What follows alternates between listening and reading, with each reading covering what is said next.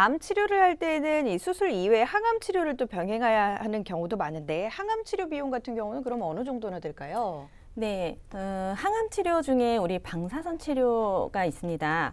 방사선 치료의 경우 대부분 우리 X선이 있는데요. X선을 암 노출 부위에 이렇게 조사를 해가지고 암세포를 소멸하거나 확산 방지 차원에서 이렇게 쏘고 있는데요. 그러다 보니까 광범위한 범위에 X선이 쏘여지면서 우리 정상세포까지 소멸이 되고 그로 인해서 암 치료 전보다 건강이 조금 악화되는 케이스도 굉장히 좀 많습니다. 그래서 암세포 위주로 공략하는 치료법인 양성자 치료가 확대가 되고 있는데요. 실제 치료 시간도 10분에서 30분 정도로 굉장히 짧게 끝나는데 이 양성자 치료 비용이 약 3천만 원이 든다고 하고요. 그리고 우리 꿈의 암 치료기인 중입자 치료라는 게 또 따로 있습니다. 그거는 약 8천만 원에서 1억 원 정도가 소요된다고 합니다. 그래서 앞으로도 계속 의료기술의 발전이 되는 만큼 내보험을 체크를 좀 하셔가지고 시대에 맞게 변경하는 것도 좀 필요하다고 봅니다. 항암 치료에 이제 비용이 많이 들게 되는 것 같습니다. 전체 그럼 암 치료비 중에서 항암 치료비가 차지하는 비중 같은 경우는 어느 정도나 될까요?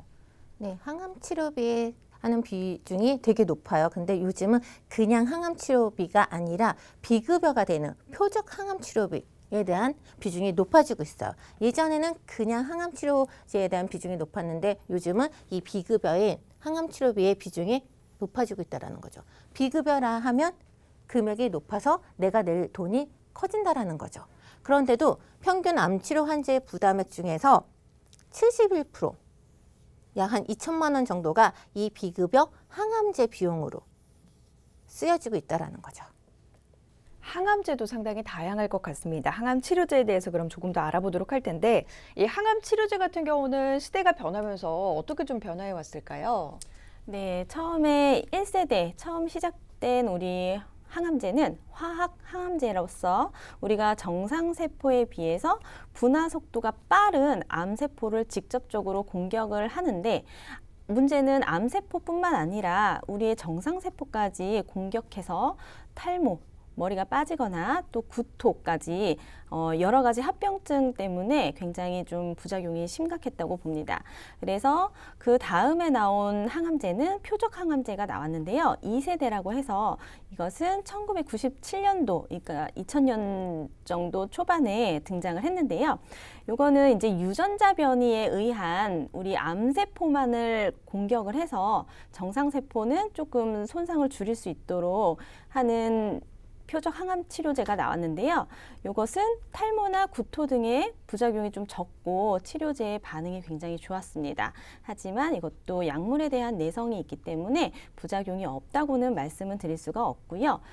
그 다음에 제일 3세대라고 나오는 거는 면역 항암제도 있는데 요거는 이제 종양 자체를 공격하는 다른 항암제와는 달리 면역 세포를 활성화해서 그거를 종양 세포만 이렇게 딱 공격을 하는 면역 항암제까지 나왔습니다. 그래서 부작용이 굉장히 제일 적고 치료 반응도 좋은 3세대 항암제까지 지금 현재 출현을 했다고 볼 수가 있네요. 표적 항암제 그리고 이제 면역 항암제라는 이야기를 했는데 이 두 가지 어떻게 좀 다를까요? 좀 전에 김소영 전문가님이 설명을 해드렸는데 두 개의 틀린 점이 딱 하나가 있어요. 두 개가 뭐가 틀리냐면요. 표적 항암 치료제는 암세포가 성장하는 데 필요한 원인을 억제를 해서 없애주는 거예요. 그래서 정상세포는 공격을 안 한대요. 그래서 암세포 성장 원인만 억제를 해서 부작용이 좀 감소가 된다는 거죠. 1세대보다는 부작용이 감소가 되는 거예요. 하지만 부작용이 없지는 않아요. 그러면 면역 항암제는 어떤가요? 면역 항암제는 면역세포를 활성화해서 선택적으로 암세포만 공격을 한대요. 모든 세포를 공격을 하는 게 아니라 암세포만 집중적으로 공격을 한다는 거죠. 그렇기 때문에 신체 면역체계 강화로 부작용이 거의 없다라는 거죠.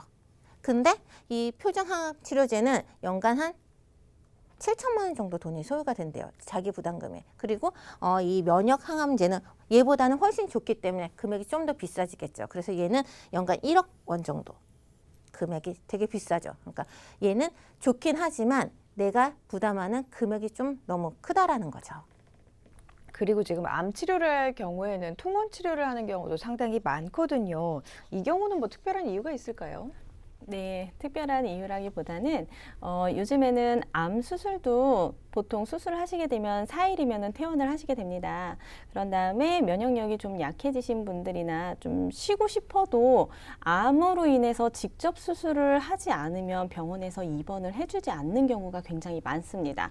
그래서 우리가 보통 뭐 황토방이라든지 통원방이라는 그런 시설이 또 따로 있어요. 그래서 내가 입원을 하지 않고 면역력을 키우면서 계속적으로 장기적으로 병원을 내원을 하면서 치료를 받는 암 통원비가 또 따로 지금 급부상을 좀 하고 있다고 볼 수가 있네요.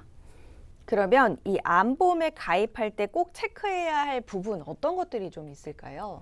네, 그래서 오늘은 실손 의료비만 있으면은 된다고 하시는 분들 굉장히 많아서 암보험의 중요성을 말씀을 드리고 싶었는데요. 우리가 언제 병원에 가더라도 치료비 걱정이 없어야 하기 때문에 실손 의료비는 굉장히 중요합니다. 하지만 실손 의료비를 뒷받침할 수 있는 건강보험 중에 암보험의 필요성에 대해서 오늘 요약을 해드리면 첫 번째로 내가 질병에 걸렸을 때 내가 경제 활동을 좀 못하더라도 생활비를 충분히 커버할 수 있는 금액으로 진단비를 설정을 할 부분이 필요합니다. 그래서 진단비를 설정을 하실 때는 제일 중요한 게 암의 범위부터 넓게 어떤 분은 자궁암이 소외감으로 또 빠져 있는 분들도 계시고 하기 때문에 암의 범위를 또 잘 체크를 해보셔야 되고요. 두 번째로 내가 암 진단을 받았다라고 한다면 수술이 동반이 되겠죠. 그래서 진단비는 최초 한 번만 지급받는 거라면 수술비는 수술할 때마다 회당 반복해서 지급이 가능하기 때문에 저렴한 보험료로 또 가성비 좋은 수술비를 설정을 하실 수가 있고요. 세 번째로는 수술과 동반할 수 있는 항암 방사선 치료 비용과 요즘에 새롭게 등장한 표적 항암 치료비를 함께 설정하시게 되면은 고가의 표적 항암 치료에 있어서 굉장히 도움이 되실 것 같습니다. 그리고 암, 뇌졸중, 급성 심근경색의 진단을 받았을 경우에 납입을 면제를 해주고 보장은 계속 끝까지 받을 수 있는 납입 면제 기능이 있는지 또 내 보험증권에서 한번 살펴볼 필요가 있고요. 암이란 것은 누구나 걸릴 수가 있고 또 누구나 극복할 수 있는 완치율이 높은 질병이 됐지만 현재 신의료 기술이 도입되고 있는 시점에 치료비가 없어서 치료를 포기하는 분들이 좀 없도록 내가 조금 더 건강할 때 조금이라도 더 젊을 때 미리 좀 점검해 보시고 준비를 하시면 좋을 것 같은데요. 요즘에는 내가 평소에 앓고 있는 지병이 있더라도 대부분 가입하실 수 있는 상품들이 많이 나와 있습니다. 그래서 실비 이외에 우리가 너무나도 두려워하는 그런 경제적 상실감에 대비할 수 있도록 암보험도 잘 준비를 해 보시기를 권해드립니다.